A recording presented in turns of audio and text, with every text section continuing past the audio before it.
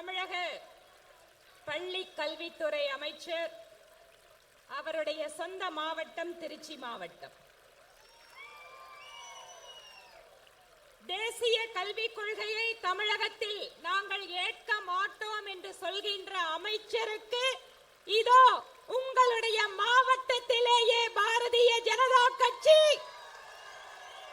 எங்கள் ஆதரவை காட்டுகிறோம் என்று இங்கு குழுமி இருக்கக்கூடிய பாரதிய ஜனதா கட்சியினுடைய அத்தனை சொந்தங்களுக்கும் இந்த கூட்டத்திற்கு தலைமை வகித்துக் கொண்டிருக்கக்கூடிய இந்த பகுதியினுடைய பெருங்கோட்ட பொறுப்பாளர் மாநில பொதுச் செயலாளர் அன்பு சகோதரர் கருப்பு முருகானந்தம் அவர்களுக்கும்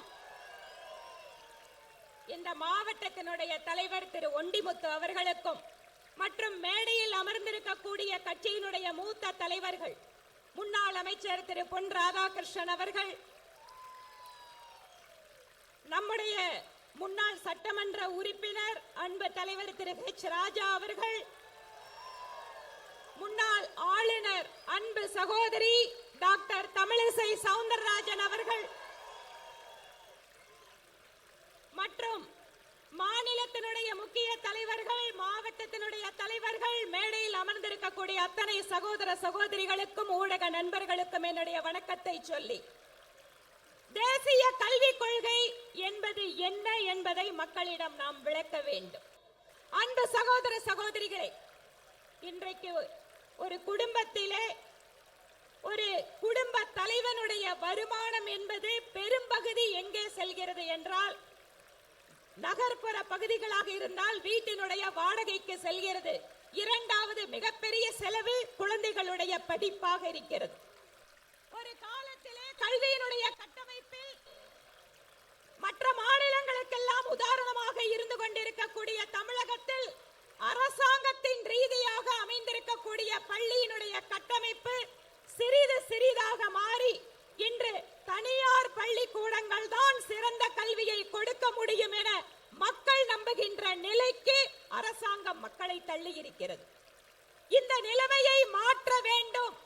ஒரு ஏழை சிறுமியோ சிறுவனோ ஒரு நல்ல தரமான கல்வியை பெற வேண்டும் என்பதற்காக நம்முடைய அன்பு பிரதமர் நரேந்திர மோடி அவர்களால் கொண்டு வரப்பட்டதுதான் தேசிய கல்விக் கொள்கை. ஏழை எளிய மக்கள், கிராமப்புறத்தில் இருக்கக்கூடிய அந்த பொருளாதாரத்தில் பின்தங்கிய குழந்தைகள் கூட நல்ல தரமான கல்வியை பெற வேண்டும் என்பதற்காக பல்வேறு கருத்துக்களை உள்ளடக்கி கொண்டு வரப்பட்டதுதான் தேசிய கல்விக் கொள்கை. இன்னைக்கு பெரும்பாலான தனியார் கல்வி நிறுவனங்கள் அதை ஏற்றுக்கொண்டாகி விட்டது. தமிழ்நாட்டில் புதிய கல்விக் கொள்கை, தேசிய கல்விக் கொள்கை எல்லாம் தனியார் கல்வி நிறுவனங்கள் கிட்டத்தட்ட 90% மேல் அமல்படுத்த ஆரம்பித்து விட்டார்கள். இங்க என்ன சிக்கல் வந்திருக்கிறது? திராவிட முன்னேற்ற கழகம் ஒரு மனக்கணக்கை போடுகிறார்கள். பிரதமர் மோடி அவர்களுக்கு எதிராக, பாரதிய ஜனதா கட்சிக்கு எதிராக தமிழகத்திலே ஒரு பொய் பிம்பத்தை கட்டமைக்க முடியும், அதன் மூலமாக தங்களுடைய அரசியலை நடத்த முடியும் என நம்புகிறார்கள். அதனால் தேசிய கல்விக் கொள்கையை இந்தியை திணிக்கிறார்கள் என்ற புது கதையை உருவாக்குகிறார்கள். நம்முடைய பிரதமர் மோடி அவர்கள் நம்முடைய தாய்மொழியிலே படிக்க வேண்டும் என்பதில் அசைக்க முடியாத உறுதி கொண்டவர். அதனாலதான் இன்றைக்கு நீட் தேர்வு நம்முடைய குழந்தைகள் தமிழிலேயே எழுதலாம். பாதுகாப்பு படைகளுக்காக நடக்கின்ற தேர்வுகள் எல்லாம் இதுவரை பிராந்திய மொழிகள் கிடையாது. இப்போது நம்முடைய குடும்பத்தில் இருக்கக்கூடிய இளைஞர்கள், இளைஞிகள் பாதுகாப்பு படைக்கு செல்ல வேண்டும் என்றால் தமிழிலேயே எழுத முடியும் பரீட்சையை. இன்னும் எத்தனையோ விஷயங்கள். ஒவ்வொரு பிராந்திய மொழிக்கும் முக்கியத்துவம் கொடுத்து நம்முடைய அன்புக்குரிய மாநில தலைவர் அன்பு சகோதரர் திரு அண்ணாமலை அவர்களும், சட்டமன்ற குழு தலைவர் திரு நயினார் நாகேந்திரன் அவர்களும், நம்முடைய தமிழகத்தினுடைய இணை பொறுப்பாளர் திரு சுதாகர் ரெட்டி அவர்களும் வருகை புரிந்திருக்கிறார்கள். அவர்களுக்கும் வணக்கத்தை சொல்லி, அன்பு சகோதர சகோதரிகளை, திராவிட முன்னேற்ற கழகத்தினுடைய கடந்த 4 ஆண்டு கால ஆட்சியை பார்த்திருக்கக்கூடிய மக்கள் எப்போது திமுக அரசை வீட்டுக்கு அனுப்பலாம் என்று காத்துக் கொண்டிருக்கிறார்கள்.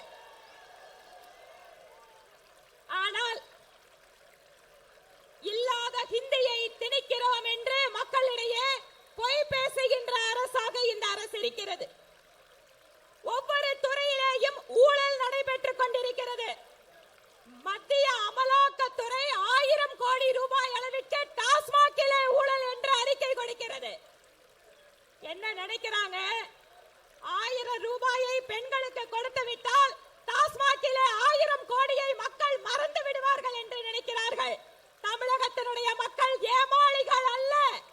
இன்று ஒவ்வொரு இடத்திலேயும் தமிழக பாரதிய ஜனதா கட்சியினுடைய தொண்டர்கள் 2 விஷயங்களுக்காக தெருவிலே நின்று கொண்டிருக்கிறார்கள். ஒன்று, தமிழகத்திலே தேசிய கல்விக் கொள்கையை அமல்படுத்த வேண்டும். இங்கு ஹிந்தி எதிர்ப்பு என்பது எழுபடாமல் போய்க் கொண்டிருக்கிறது என்பதை கண்கூடாக திராவிட முன்னேற்றக் கழகம் பார்க்கிறது. ஒவ்வொரு பகுதியிலேயும் கிராமத்திலேயும் மக்கள் தங்களுடைய கையெழுத்தை போட்டு பாரதிய ஜனதா கட்சிக்கு லட்சக்கணக்கான பேர் ஆதரவு கொடுத்துக் கொண்டிருக்கிறார்கள். திராவிட முன்னேற்றக் கழகம் எதிர்பாராத நிகழ்வு இது. 1000 கோடி ரூபாய் ஊழலுக்கு எதிராக கட்சியினுடைய போராட்டத்திற்கு இன்று ஆயிரக்கணக்கான மக்கள் தாங்களாக முன்வந்து ஆதரவு கொடுத்து போராட்ட களத்திலே நிற்கிறார்கள். இன்னும் 1 வருட காலம், 1 வருஷம் கூட இல்ல, இந்த 1 வருஷம் கூட இல்லாத அரசாங்கம் எப்படியாவது தமிழை சொல்லி தொகுதி மறுவரை என்று இல்லாத விஷயத்தை திசை திருப்பி ஏதாவது ஒரு நாடகத்தை நடத்தி மக்களை ஏமாற்ற முடியுமா என்று பார்க்கிறார்கள். நிச்சயம் அது நடக்க போவதில்லை. 2023 தேசிய ஜனநாயக கூட்டணி தமிழகத்தில் ஆட்சி அமைக்கின்ற பொழுது இந்த தேசிய கல்வி கொள்கை என்பது இங்கு அமல்படுத்தப்படும் என்பதை அதை கண்மை காண்பதற்காக இங்கு நாம் கூடிக்கொண்டிருக்கிறோம். நம்முடைய பணி என்பது திமுக அரசை வீட்டுக்கு அனுப்புகின்ற பணியாக வரும் காலத்தில் இருக்க வேண்டும் என கூறி இந்த வாய்ப்புக்கு விடை பெற்று வாய்ப்புக்கு நன்றி கூறி விடைபெறுகிறேன். நன்றி, வணக்கம்.